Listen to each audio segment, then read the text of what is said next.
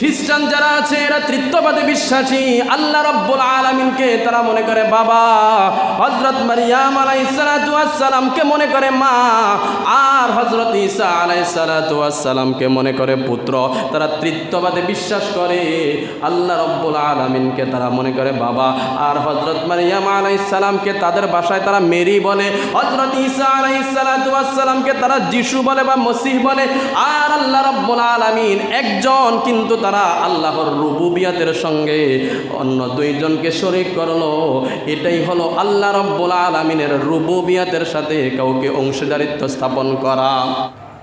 এক নাম্বার শিরক হলো আল্লাহর রুবুবিয়াতের সঙ্গে আল্লাহ খালিক, আল্লাহ সৃষ্টিকর্তা, আল্লাহ মালিক, আল্লাহ আমাদের মালিক, আমাদের লালন পালন কর্তা, এর সঙ্গে যদি অন্য কাউকে শিরক করা হয়, অংশীদার মনে করা হয়, এটা হলো আশিরকু ফির রুবু।